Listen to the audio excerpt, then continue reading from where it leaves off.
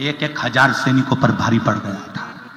एक अकेला सैनिक भाग कर वापिस गजनबी के पास पहुंचे और कहा कि महाराज वहां तो वो राजा का दबाना, उस राजपूत राजा को दबाना बहुत भारी पड़ रहा है। गजनबी मोहम्मद गजनबी ने यह विचार करना कि वो राजा दबेगा कैसे।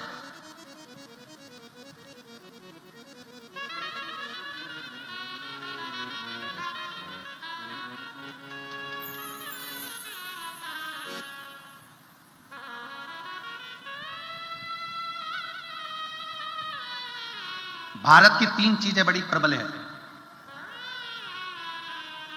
भारत की तीन चीजें बड़ी प्रबल है, यह गजनबी भी जानता था। पहले नंबर पर चोटी। भारत में जन्म लेने वाला सनातनी, चाहे वो ब्राह्मण हो, चाहे वो क्षत्रिय हो, चाहे वो वैश्य हो, चाहे वो शूद्र हो, सब चोटी रखते थे, मतलब हम एकजुट रहते थे। गजनबी को समझ में आ गया कि भारत में तीन चीजें भारी है। पहले नंबर पर चोटी, दूसरे नंबर पर रोटी।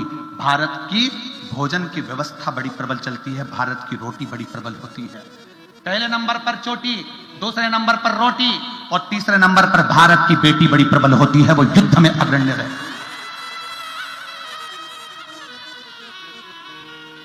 वो युद्ध में अग्रण्य रहती है। गजनबी ने खबर पहुंचाई सैनिकों के द्वारा, भारत की भूमि से चोटी, रोटी और बेटी तीनों को समाप्त करने का प्रयास करो, इन तीनों को अपना बनाने का प्रयास करो। ये जो जाति में आज बांटा जा रहा है, तुम ब्राह्मण हो, तुम क्षत्रिय हो, तुम वैश्य हो, तुम शूद्र हो, बांटा।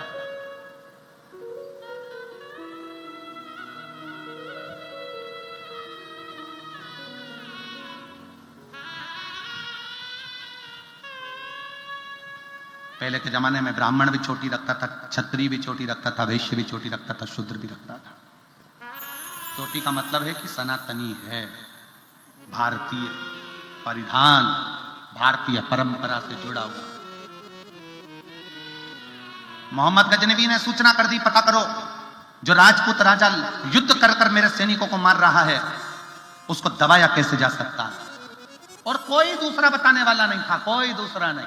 कल आपको कथा में कहा था, स्टंप के पास में खड़ा हुआ व्यक्ति ही बल्ले कुदाने वाले व्यक्ति की गिल्ली उखाड़ देता है। कोई अपना ही अपने को मारने का प्लान बना लेता है, किसी दूसरे को। ये जो कहते हैं ना, बहुत सारे जयचंद इकट्ठे हो गए, उसको कहने का सार्थक तो क्या है?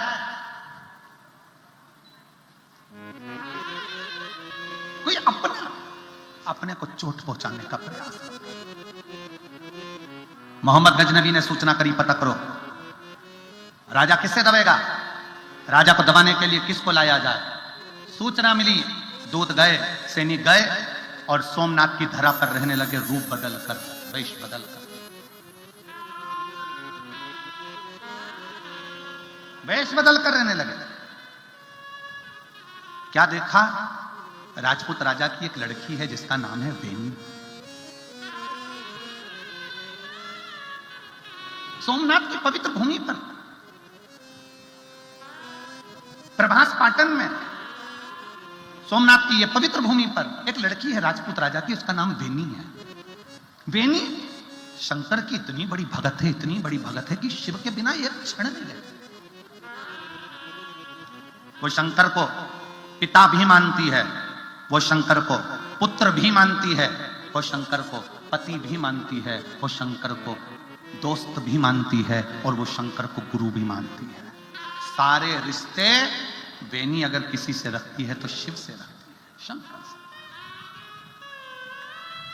साकरी की इन बहनों में, साकरी की इन बेटियों में, साकरी के इन जीजाओं में, साकरियों के इस भाइयों में, कुछ भाई, कुछ बेटे, कुछ बेटियां ऐसी भी बैठी हुई हैं जिन्होंने कथा सुन सुनकर शंकर को अपना सब कुछ मान लिया, जैसे बेनी ने मान लिया, शिव को सब कुछ मान लिया।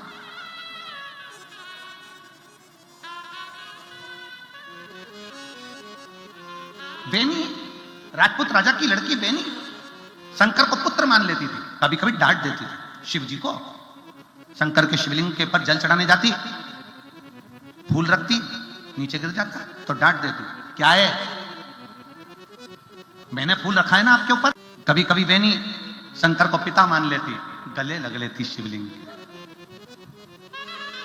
कभी कभी बेनी अपना गाल रखकर शंकर की जलाधारी पर लेट जाती, शिव को पास आकर। मैं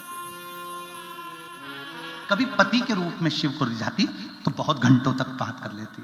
कैसे हो, याद वाद नहीं आती आपको हमारी? राजघराने में आना चाहिए हमसे मिलने के लिए आपको। कभी कभी शिव से बात कर।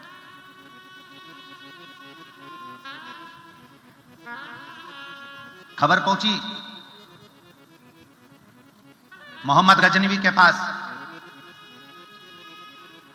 राजा की एक लड़की है, राजपूत राजा की, जिसका नाम बेनी है। बहुत सुंदर है, पर मुझे लगता है थोड़ी सी पागल है। क्यों? एक शंकर के शिवालय में शंकर से झगड़ा भी करती है, प्रेम भी करती है, लड़ती भी है और उसके साथ रहती भी है, पत्थर के शिवलिंग के साथ। हाँ, तो फिर तो पागल।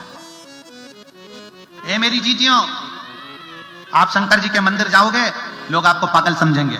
आप शंकर को एक लोटा जल चढ़ाओगे, लोग आपको पागल समझेंगे। आप शिव जी के मंदिर में झाड़ू लगाओगे, लोग आपको पागल समझेंगे। आप शंकर के मंदिर में पोछा लगाओगे, लोग आपको पागल समझेंगे। और शिव पुराण की कथा कहती है, दुनिया पागल समझे समझने दो, उसकी दृष्टि में तुम श्रेष्ठ हो, बस उसकी दृष्टि में रहने दो।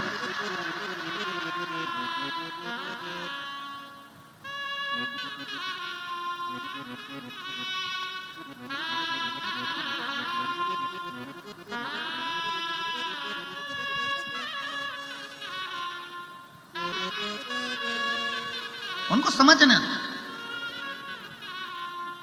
मुगलों ने एक नियम बनाकर रखा था कि अगर किसी राजा को दबाना है तो उसके घर की लड़की को अपना बनाने का प्रयास किया है। और आज भी जो पुराना मुगल करता आया है, आज भी सनातन धर्म को नीचा दिखाने के लिए उन मुगलों की औलाद आज भी हमारी सनातनियों की बेटियों को फंसा रहे हैं। आज भी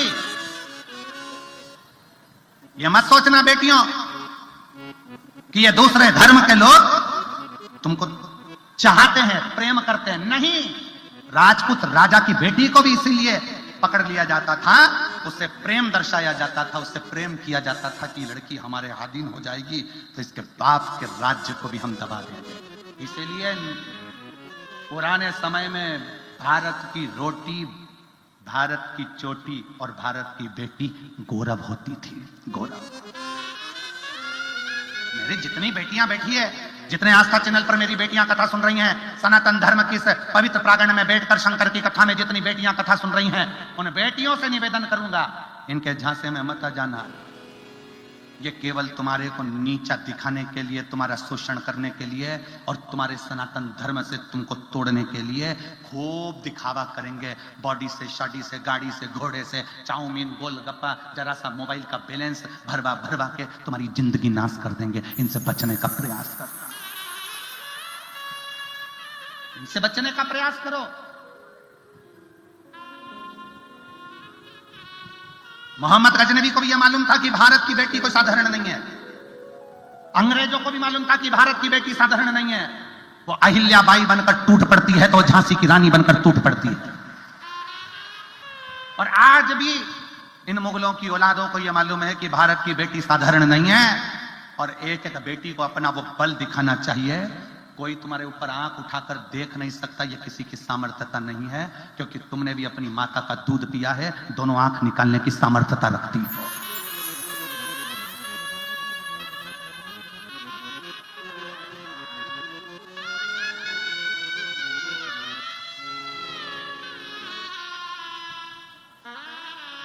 तुम्हारे कंधे पर रुपट्टा है कि नहीं है उससे मतलब नहीं, पर तुम्हारे नेत्रों में तलवार और कटार और ज्वाला होना चाहिए। तुम्हारे नयनों में कटार, ज्वाला, तलवार होना चाहिए। तुम्हारी जिह्वा पर वो कटार होना चाहिए कि किसी की सामर्थ्यता हो जाए जो हमारी ओर देखे। कौन देखे? इतना सुंदर सुंदर कहा है जीजाबाई ने छत्रपति शिवाजी महाराज को, छत्रपति शिवाजी को जीजाबाई ने कितना सुंदर सुंदर कहा, कितना सुंदर सुंदर कहा। एक दिन वीर शिवाजी अपनी मां जीजाबाई से कहते हैं, मां मैं पुरुष हूं, एक बार मैं भय खा जाता हूं, पर मां तू भय नहीं खाती, तू भय नहीं खाती है मां? जीजाबाई कहती है, एक मां में वो बल होता है जो राम, कृष्ण और शिवाजी जैसे को भी जन्म दे देती है। एक मां में वो बल होता है जो राम, कृष्ण, वीर शिवाजी जैसे को जन्म दे देती है। एक मां में वो बल होता है जो राम, कृष्ण, परमहंस तुकाराम, नामदेव जी को जन्म दे देती है। एक मां में वो बल होता है जो सुभाष चंद्र बोस को जन्म दे देती है। एक मां में वो बल होता है जो स्वामी विवेकानंद जैसे को जन्म दे देती है। वो मां साधारण नहीं है। बेनी, मोहम्मद गजनवी को मालूम पड़ा कि राजा की लड़की, और पागल नहीं हो सकती, राजा की लड़की पत्थर से प्रेम करती है, पत्थर से। उसको प्रेम के जाल में फंसाया जाए, उसको प्रेम के जाल में लिया जाए। गजनवी ने अपनी सेना में से सबसे सुंदर युवान को उस बेनी के मार्ग पर भेजा गया।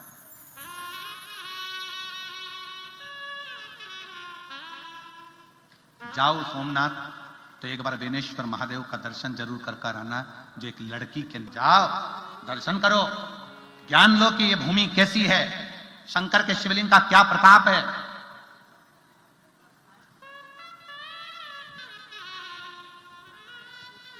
कुबेरेश्वर धाम जाओ, कुबेरेश्वर धाम की भूमि पर जाओ, केवल गए लौट के आ गए नहीं, एक रात्रि विश्राम कर कर विचार करना कि सब भूमि में है क्या।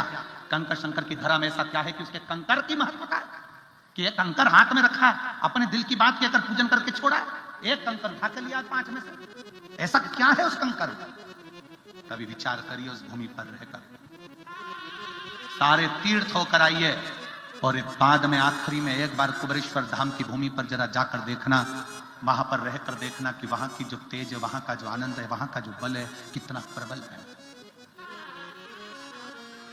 आपको लगेगा कि मैं अपने घर में रह रही हूं, अपने घर का भाव, अपने घर का भाव। मोहम्मद गजनवी ने अपनी सेना में से जो सुंदर था, युवान था, उसको भेजा बेनी के पद पर। बेनी का नियम था, राजपूत राजा की लड़की बेनी का नियम था, पुष्प चुनती थी, पुष्प। जैसे ये हम आते हैं व्यासपीठ पर, तो यहां से लेकर वहां तक कोई बहन, कोई भाई फूलों की रंगोली डाल देता।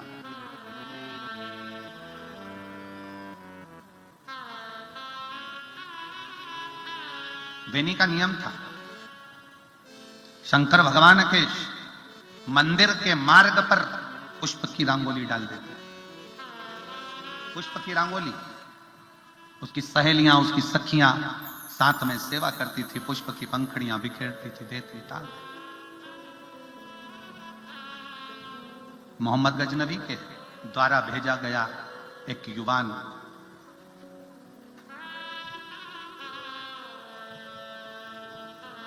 उस फूल पर चल दिया, फूल की रंगोली पर चल दिया।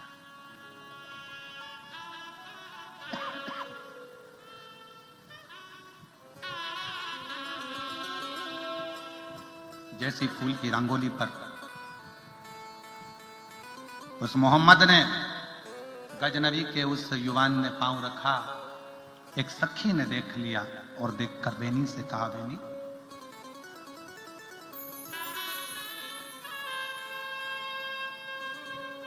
कोई युवान आया है, उसने उस पुष्प पर लात रखी,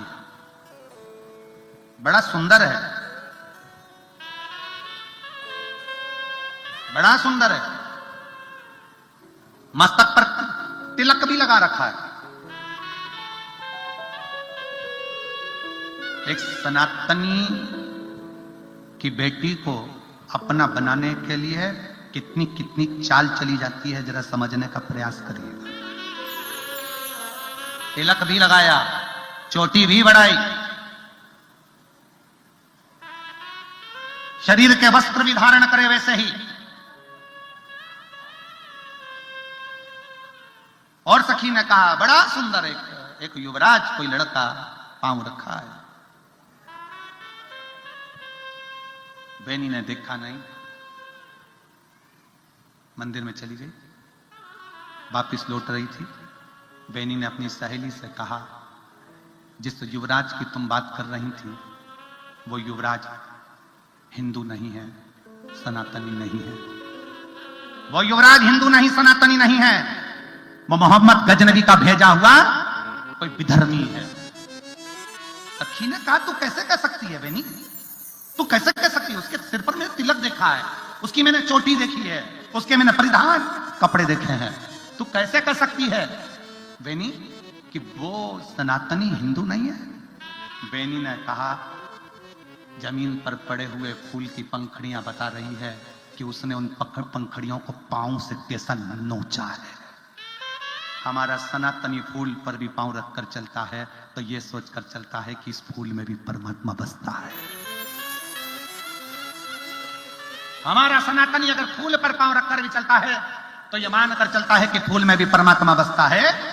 और वो फूल की पंखड़ियां बता रही है कि उन पंखड़ियों को भी मचला गया है। सखी इतना तो सुन रही थी, कटार हेड़ी पास में से अपनी दोनों नेत्रों में उसने कटार चुभोली। बेनी की सहेली ने, बेनी की सखी ने कटार निकालकर अपनी आंखों में चुभोली। बेनी ने रोका, सखी रोक, क्या कर रही है? मैं पहचान नहीं पाई कि ये मेरा अपना नहीं था सखी, मैं जान नहीं पाई। ए मेरे भारत की बेटियों, ए मेरे सनातन धर्म की बेटियों, याद रखना, अगर गलत लोगों के साथ जाने से अच्छा है कि इन आंखों को तो निपटा देना, फोड़ देना। इन गलत लोगों के साथ कभी ना जाना। इसको पहचानो।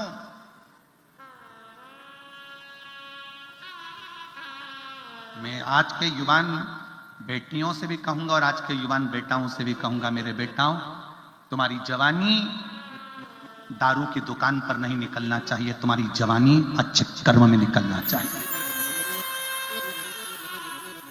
मेरे बेटाओं, तुम्हारी माता पिता ने तुम्हें पाल पोस कर बड़ा करा है, तुम्हें युवान बनाया, 21 साल 22 साल पढ़ाने के लिए पुणे, नांदेड़, मुंबई, नासिक, ना जाने कहां कहां भेजा है। उस बाप और माँ ने कितनी लाल तरह की दुकान के सामने लाइन लगा कर खड़ा रहता है तो उस माँ और बाप से पूछो कि उसकी दशा क्या होती होगी। इस शरीर को लगाओ, आप अच्छी